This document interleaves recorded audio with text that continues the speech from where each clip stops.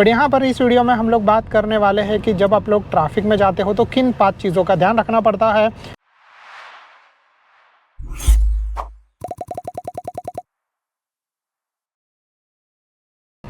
नमस्ते दोस्तों and welcome to our channel. कैसे आप लोग? और आज इस वीडियो में मैं आप लोगों के साथ शेयर करने वाला हूँ, जब आप लोग ट्रैफिक में कार चलाते हो तो उसके लिए 5 बेस्ट टिप्स आप लोगों के साथ मैं शेयर करने वाला हूँ।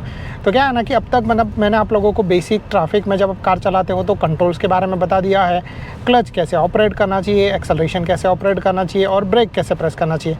बट यहाँ पर इस वीडियो में हम लोग बात करने वाले हैं कि जब आप लोग ट्रैफिक में जाते हो तो किन 5 चीज़ों का ध्यान रखना पड़ता है। और जो है ये 5 चीज़ें आप लोगों को हेल्प करेगी अगर आप लोगों को नहीं पता, आप लोग बिगिनर ड्राइवर हो और अगर पहली बार ट्रैफिक में कार चलाने के लिए जा रहे हो तो उसके बारे में।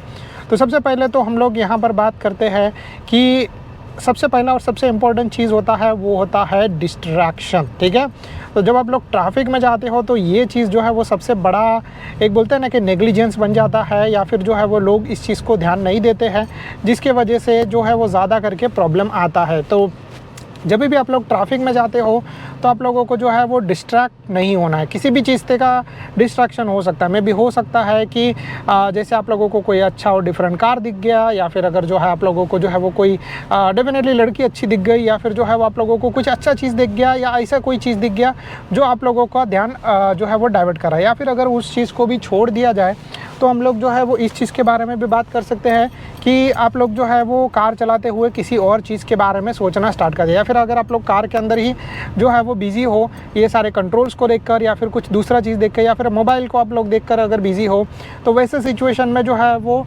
डेफिनेटली आप लोगों को एक्सीडेंट हो सकता है, या फिर वैसे सिचुएशन में जो है वो बहुत हद तक नुकसान आपके होने के चांसेस है। तो इसीलिए जो है वो आप लोग जब भी ट्रैफिक में कार चला रहे हो तो आप लोगों को जो है वो डिस्ट्रैक्ट नहीं होना। आप लोगों को जो है वो इस चीज़ के बारे में पता होना चाहिए कि भाई यहाँ पर जो है वो मैं कार चला रहा हूँ तो मुझे 100% जो है वो फोकस करना है मेरी ड्राइविंग के ऊपर। ठीक है, तो ये सबसे पहला और सबसे इम्पॉर्टेंट चीज़ है, और इसमें जो है वो आप लोगों को डेफिनेटली कोई भी तरीके का आप लोग जो है वो मतलब डेफिनेटली फोकस करके ही कार चलाना है। आप लोगों को जो है वो ये चीज़ के बारे में पता होना चाहिए। अभी हम लोग जो है वो दूसरे पॉइंट के बारे में बात करते हैं, एंड दूसरा पॉइंट है वो है काम एंड जो है वो स्टेडी एंड स्लो रह के कार चलाना। तो जब भी आप लोग ट्रैफिक में जाते हो तो जनरली जो है वो हम लोगों का ऐसा चीज़ रहता है कि अरे यार ये ट्रैफिक कहाँ से आ गया बीच में, मैं जल्दी जल्दी घर पे पहुंच जाता, या फिर जल्दी जल्दी ऑफिस पहुंच जाता, या फिर मुझे लेट हो जाएगा, या तो फिर जो है वो कुछ भी तरीके का और भी बहुत सारा तरीके का हेडेक होता है। बट जब भी आप लोग कार के ये जो सीट है उसके ऊपर बैठते हो तभी आप लोगों को जो है वो ये सारे डिस्ट्रैक्शन जो है वो छोड़ देने हैं। ठीक है, क्योंकि ऐसा हो सकता है कि 5 मिनट डिले आप लोग हो जाओ, बट आप लोग सेफली घर पे पहुंचो, ये बहुत ज़्यादा इंपॉर्टेंट है। अदर देन अगर जो है वो आप लोग घाई करोगे, किसी और को ठोक दिया, वो बंदा आपके ऊपर भड़केगा, रोड रेज हो सकता है, या फिर मे भी हो सकता है कि आपके कार में अननेसेसरी जो है वो स्क्रैचेस आ जाए, जिसको आप लोगों को जो है वो पेंटिंग में या इसमें जो है वो भुगतान करना पड़े। तो बेटर चीज़ यही है कि आप लोग जो है वो थोड़ा सा काम रह के आराम से पेशेंट रह के आप लोग जो है वो पेशेंसली जो है वो अपना कार चला सकते हो, जिससे आप लोगों को जो है वो प्रॉब्लम नहीं आएगा। 5 मिनट डिले हुआ तो ठीक है, कोई प्रॉब्लम नहीं है, कोई बड़ा पहाड़ नहीं टूट जाएगा, या फिर जो है वो उस चीज़ को आप लोग निगलेक्ट करने के लिए आप लोग जो है वो थोड़ा सा जल्दी निकल सकते हो। तो ये जो चीज़ है वो आप लोगों के लिए सबसे बेस्ट चॉइस रहेगा। बट अगर आप लोग जो है वो काम नहीं रहोगे, आप लोग शांत नहीं रहोगे, और आप लोग जो है वो वैसे सिचुएशन में कार चलाओगे, सो डेफिनेटली जो है वो आप लोगों को प्रॉब्लम हो सकता है। और इसीलिए मैं आप लोगों को बोलता हूँ कि काम रह के पेशेंसली रह के आप लोग कार चलाओ, और जो है वो राइट स्पीड के ऊपर कार चलाओ, जिससे जो है वो आप लोगों को बहुत ज़्यादा बेनिफिशियल होगा। इवन जो है वो आप लोगों को माइलेज भी अच्छा मिलेगा अगर आप लोग जो है वो ये सारी चीज़ें करोगे सही से। तो आप लोगों को इस चीज़ के बारे में ध्यान रखना है। अभी हम लोग तीसरे पॉइंट के बारे में बात करें, एंड वो है आप लोगों के ये ब्लाइंड स्पॉट्स। तो ब्लाइंड स्पॉट जो है वो कार में बहुत ज़्यादा होते हैं, और मे भी हो सकता है कि आप लोग इन चीज़ के बारे में ध्यान नहीं दो तो फ्यूचर में आप लोगों को इश्यूज आ सकता है। तो ये जो है वो कैसे ब्लाइंड स्पॉट्स है, यानी कि क्या है, तो इसके रिगार्डिंग मैंने एक फुल वीडियो बनाया था, फुल डिटेल वाला, कि इनको कैसे अवॉइड किया जाए। बट अब अगर आप लोगों को जो है वो वीडियो नहीं देखना और यहाँ पर भी जो थोड़ा फोकस करना, तो यहाँ पर भी आप लोगों को बेसिक चीज़ें समझ में आ जाएगी। तो जैसे आप लोग देख रहे हो मेरे कैमरा के ये एंगल से, आप लोग जब कार चला रहे हो तो एक सर्टन लेवल पर जो है वो आप लोगों को कुछ जो है वो चीज़ें ढक जाती है, ठीक है। तो वैसा सिचुएशन जो है उसमें में भी हो सकता है कि एक आदमी जो है वो बीच में हिडन हो सकता है, में भी जो एक बाइक हिडन हो सकता है, कभी कभी जो है वो कार भी जो है वो हाइड हो सकता है। तो वो जो चीज़ है वो ऐसा हो जाता है कि जब आप लोग कार चलाते रहोगे और आप लोगों को वो पर्टिकुलर चीज़ नहीं दिखेगा, एक पर्टिकुलर ब्लाइंड स्पॉट की वजह से में भी वो हो गया, में भी ये हो गया, या फिर में भी हो गया ये मिरर हो गया, तो ऐसा कुछ भी चीज़ होने की वजह से आप लोगों को जो है वो पर्टिकुलर सीन नहीं दिखा और फिर जो है वो सडनली आप लोग जाके वहाँ पर ठोक दोगे, या तो बेटर चीज़ जो है वो ऐसा नहीं हो। इसीलिए मैं आप लोगों को ये बोलूँगा कि आप लोगों को इन ब्लाइंड स्पॉट को सही तरीके से समझ के कार चलाना चाहिए। डेफिनेटली हर एक कार में अलग अलग तरीके से ये जो है वो पिलर होते हैं, इनको ए पिलर बोला जाता है। तो ये पिलर जो है वो थोड़े से अलग तरीके से हो सकते हैं। मे बी आपका जो है वो ए पिलर थोड़ा सा पतला हो सकता है, यहाँ पे मेरी कार में जो है वो थोड़ा सा मोटा है और कुछ कार में थोड़ा सा और मोटा होता है। तो ये जो है वो टोटली डिपेंड करता है कि आप लोग ने कौन सी कार ली है। बट ये जो ए पिलर है या फिर जो ब्लाइंड स्पॉट्स है वो बहुत ज़्यादा प्रॉब्लम क्रिएट कर सकते हैं। तो जैसे अगर हम लोग यहाँ पे कार चला रहे हैं तो सर्टेन स्पीड के बाद, सर्टेन जगह के बाद आप लोगों को जो है वो कुछ पर्टिकुलर जो है वो व्हीकल दिखाई नहीं देंगे। तो वैसे सिचुएशन में जो है वो आप लोगों को इस चीज़ का जो है वो सबसे पहला ध्यान रखना है। तो ये जो है वो ब्लाइंड स्पॉट के बारे में हो गया। अभी इसके बाद जो है हम लोग बात करते हैं चौथी इंपॉर्टेंट चीज़ के बारे में।